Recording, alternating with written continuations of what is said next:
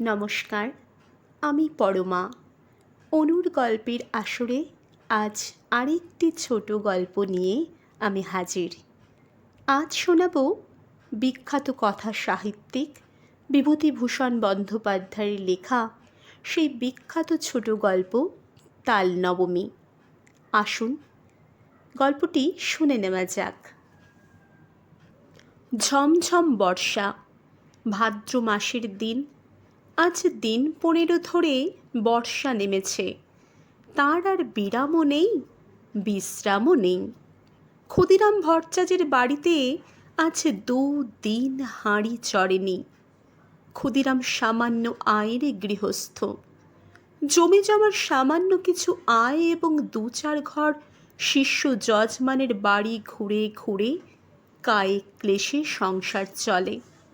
এই ভীষণ বর্ষায় গ্রামের কত গৃহস্থের বাড়িতেই পুত্রকন্যা অনাহারে আছে। ক্ষুদিরাম তো সামান্য গৃহস্থ মাত্র।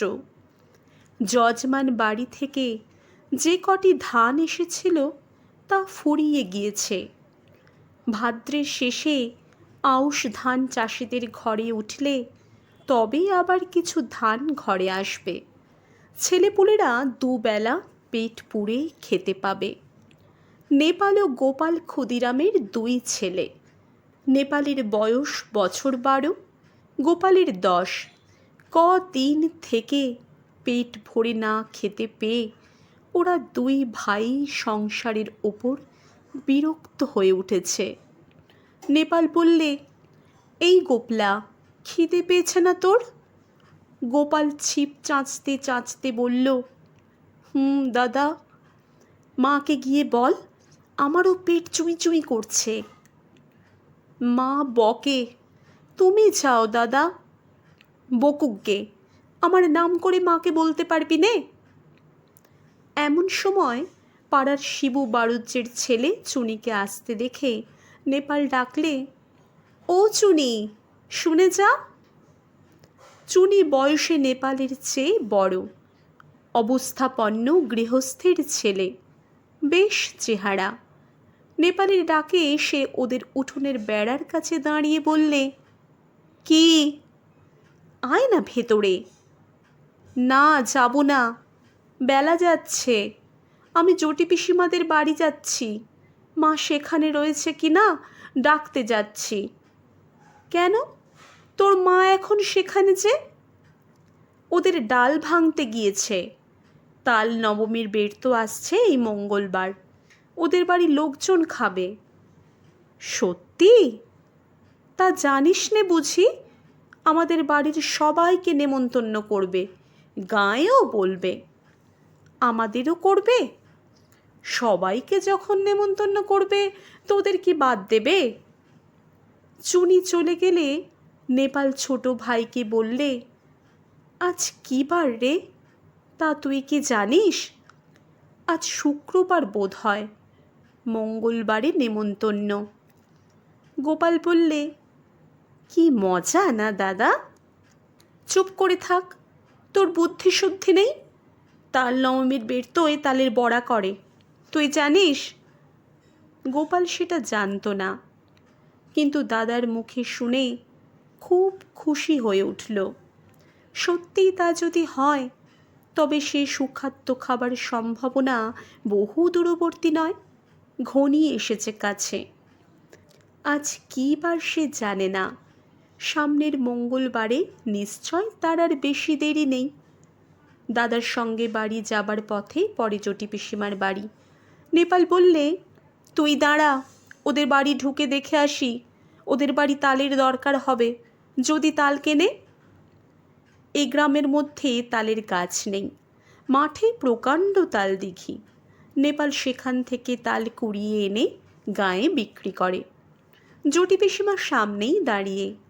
তিনি গ্রামের নটবর মুখুজ্জের স্ত্রী, ভালো নাম হরিমতি। গ্রাম শুদ্ধ ছেলে মেয়ে তাকে ডাকে জটি পিসিমা। পিসিমা বললেন, কিরে, তাল নেবে পিসিমা? হ্যাঁ, নেব বই কি, আমাদের তো দরকার হবে মঙ্গলবার। ঠিক এই সময় দাদার পিছু পিছু গোপালও এসে দাঁড়িয়েছে।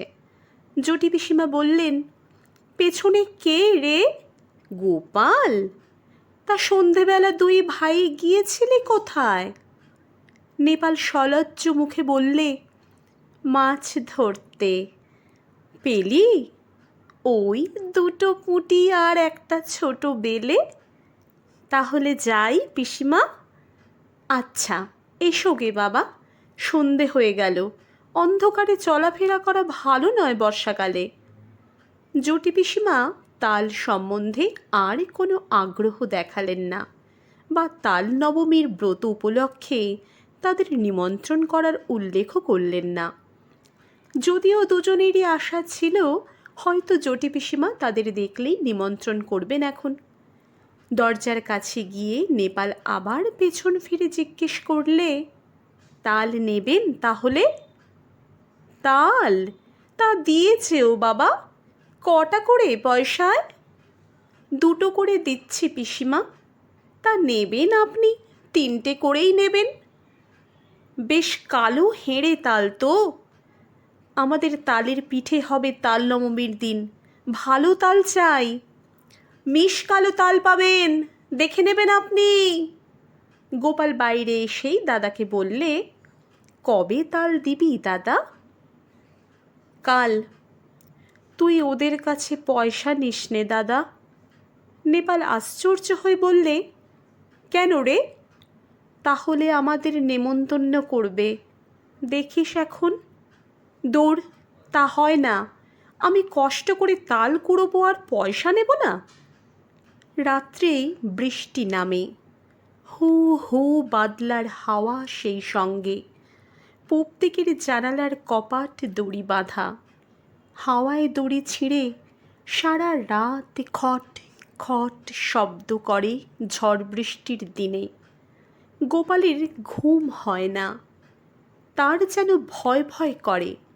সে শুয়ে শুয়ে ভাবছে, দাদা তাল যদি বিক্রি করে তবে ওরা আর নেমন্তন্ন করবে না। তা কখনো করে? খুব ভোরবেলা উঠে গোপাল দেখলে বাড়ির সবাই ঘুমিয়ে, কেউই তখনও ওঠেনি। রাত্রের বৃষ্টি থেমে গিয়েছে, সামান্য একটু টিপ টিপ বৃষ্টি পড়ছে। গোপাল এক ছুটে চলে গেল গ্রামের পাশে সেই তাল দিঘির ধারে। মাঠে এক হাঁটু জল আর কাদা। গ্রামের উত্তর পাড়ার গণেশ কাওড়া লাঙল ঘাড়ে এই এত সকালে মাঠে যাচ্ছে।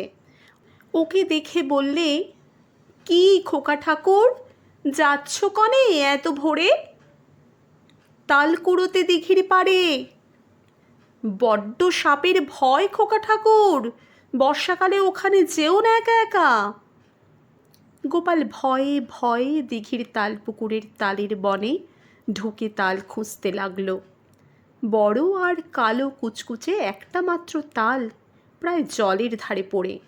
সেটা কুড়িয়ে নিয়ে ফিরে আসবার পথে আরও গোটা তিনেক ছোট তাল পাওয়া গেল।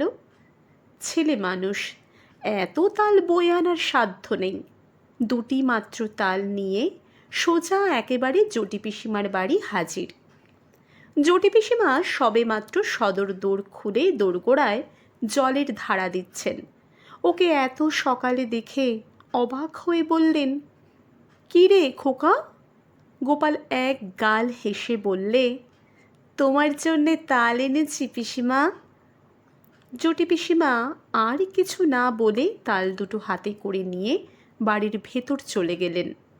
গোপাল একবার ভাবলে তাল নবমী কবে জিজ্ঞেস করে, কিন্তু সাহসে কুলোয় না তার। সারা দিন গোপালের মন খেলাধুলার ফাঁকে কেবলই অন্য মনস্ক হয়ে পড়ে। ঘন বর্ষার দুপুরে মুখ উঁচু করে দেখে নারকেল গাছের মাথা থেকে পাতা বেয়ে জল ঝরে পড়ছে। বাঁশঝাড় নুয়ে নুয়ে পড়ছে বাদলার হাওয়ায়। বকুলতলার ডোবায় কটকটে ব্যাঙের দল থেকে থেকে ডাকছে। গোপাল জিজ্ঞেস করলে, ব্যাঙগুলো আজকাল তেমন ডাকে না কেন মা? গোপালের মা বলেন, নতুন জলে ডাকে, এখন পুরনো জলে তত আমোদ নেই ওদের। আজ কী বার মা? সোমবার। কেন রে? বারের খোঁজে তোর কী দরকার? মঙ্গলবারে তাল নবমী না মা? তা হয়তো হবে, কি জানি বাপু, নিজের হাঁড়িতে চাল জোটে না, তাল নবমীর খোঁজে কি দরকার আমার। সারা দিন কেটে গেল। নেপাল বিকেলের দিকে জিজ্ঞেস করলে, জটি পিসিমার বাড়িতে তাল দিয়েছিলি আজ সকালে? কোথায় পেলি তুই? আমি তাল দিতে গেলে পিসি বললেন গোপাল তাল দিয়ে গেছে, পয়সা নেয়নি। কেন দিতে গেলি তুই? একটা পয়সা হলে দুজনে মুড়ি কিনে খেতাম। ওরা নেমন্তন্ন করবে, দেখিস দাদা, কাল তো তাল নবমী। সে এমনিই নেমন্তন্ন করবে, পয়সা নিলেও করবে, তুই একটা বোকা। আচ্ছা দাদা, কাল তো মঙ্গলবার না? রাত্রি উত্তেজনায় গোপালের ঘুম হয় না। বাড়ির পাশের বড় বকুল গাছটায় জোনাকির ঝাঁক জ্বলছে। জানলা দিয়ে সেদিকে চেয়ে চেয়ে সে ভাবে, কাল সকালটা হলে হয়, কতক্ষণে যে রাত পোহাবে। জটি পিসিমা আদর করে ওকে বললেন খাওয়ানোর সময়, খোকা, কাঁকড়ের ডালনা আর নিবি? মুগের ডাল বেশি করে মেখে নে। জটি পিসিমার বড় মেয়ে লাবণ্যদি একখানা থালায় গরম গরম তিলপিটুলি ভাজা এনে ওর সামনে ধরে হেসে বললে, খোকা, কখানা নিবি তিলপিটুলি? বলেই লাবণ্যদি থালাখানা উপুর করে তার পাতে ঢেলে দিলে। তারপর জটি পিসিমা আনলেন পায়েস আর তালের বড়া। হেসে বললেন, খোকা, যাই তাল কুড়িয়ে দিয়েছিলি তাই পায়েস হলো, খা খা, আজ যে তাল নবমী রে। কত কি চমৎকার ধরনের রাঁধা তরকারির গন্ধ বাতাসে, খেজুর গুড়ের পায়েসের সুগন্ধ বাতাসে গোপালের মন খুশি ও আনন্দে ভরে উঠল। সে বসে বসে খাচ্ছে, কেবলই খাচ্ছে। সবারই খাওয়া শেষ, ও তবুও খেয়েই যাচ্ছে। লাবণ্যদি হেসে হেসে বলছে, আর নিবি তিলপিটুলি? ও গোপাল! হঠাৎ গোপাল চোখ চেয়ে দেখলে জানালার পাশে বর্ষার জলে ভেজা ঝোপঝাড়, তাদের সেই আতা গাছটা, সে শুয়ে আছে তাদের বাড়িতে। মার হাতের মৃদু ঠেলায় ঘুম ভেঙেছে। মা পাশে দাঁড়িয়ে বলছেন, ওঠ ওঠ, বেলা হয়েছে কত, মেঘ করে আছে তাই বোঝা যাচ্ছে না। বোকার মতো ফ্যাল ফ্যাল করে সে মায়ের মুখের দিকে চেয়ে রইল। আজ কী বার মা? মঙ্গলবার। তাও তো বটে, আজই তো তাল নবমী। ঘুমের মধ্যে ওসব কী হিজিবিজি স্বপ্ন সে দেখছিল। বেলা আরও বাড়ল। ঘন মেঘাচ্ছন্ন বর্ষার দিনে যদিও বোঝা গেল না বেলা কতটা হয়েছে। গোপাল দরজার সামনে একটা কাঠের গুঁড়ির ওপর ঠায় বসে রইল। বৃষ্টি নেই একটুও। মেঘ জমকালো আকাশ, বাদলের সজল হাওয়ায় গা শিরশির করে। গোপাল আশায় আশায় বসে রইল বটে, কিন্তু কই, পিসিমাদের বাড়ি থেকে তো কেউ নেমন্তন্ন করতে এলো না। অনেক বেলায় তাদের পাড়ার জগবন্ধু চক্রবর্তী তাঁর ছেলে মেয়ে নিয়ে সামনের পথ দিয়ে কোথায় যেন চলেছেন। তাদের পেছনে রাখাল রায় ও তার ছেলে শানু, তার পেছনে কালীবর বাড়ুজ্যের বড় ছেলে পাঁচু আর ওপাড়ার হরেন। গোপাল ভাবলে, এরা যায় কোথায়? এই দলটি চলে যাবার কিছু পরে বুড়ো নবীন ভট্টাচ ও তার ছোট ভাই দিনু সঙ্গে এক পাল ছেলে মেয়ে নিয়ে চলেছে। দিনু ভট্টাচের ছেলে কুড়োরাম ওকে দেখে বললে, এখানে বসে কেন রে, যাবি নে? গোপাল বললে, কোথায় যাচ্ছিস তোরা?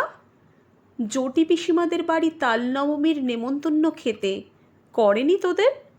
ওরা বেছে বেছে বলেছে কি না, সবাইকে তো বলেনি। গোপাল হঠাৎ রাগে অভিমানে যেন দিশেহারা হয়ে গেল। রেগে দাঁড়িয়ে উঠে বললে, কেন করবে না আমাদের নেমন্তন্ন? আমরা এর পরে যাব। রাগ করবার মতো কী কথা সে বলেছে বুঝতে না পেরে কুরুরাম অবাক হয়ে বললে, বা রে, তা অত রাগ করিস কেন? কি হয়েছে? ওরা চলে যাবার সঙ্গে সঙ্গে গোপালের চোখে জল এসে পড়ল। বোধহয় সংসারের অবিচার দেখে পথ চেয়ে সে বসে আছে কদিন থেকে, কিন্তু তার কেবল পথ চাওয়াই সার হলো। তার সজল ঝাপসা দৃষ্টির সামনে পাড়ার হাড়ু, হিতেন, দেবেন, গুটকে তাদের বাপ কাকাদের সঙ্গে একে একে তার বাড়ির সামনে দিয়ে জটি পিসিমাদের বাড়ির দিকে চলে গেল। গল্পটি এখানেই শেষ হলো। আবারও আসবো অন্য দিন অন্য কোনো গল্প নিয়ে। আমার গল্প পাঠ যদি আপনাদের ভালো লেগে থাকে তাহলে এই ছোট্ট চ্যানেলটিকে সাবস্ক্রাইব করে আমার পাশে থাকার অনুরোধ রইল। আর হ্যাঁ, অবশ্যই কমেন্ট করে আপনাদের মূল্যবান মতামত জানাতে ভুলবেন না যেন। আর আমার কাছ থেকে কোন গল্প আপনারা শুনতে চান তা অবশ্যই জানাবেন। আজ তাহলে আসবো আবারও অন্য দিন। ভালো থাকবেন, সুস্থ থাকবেন।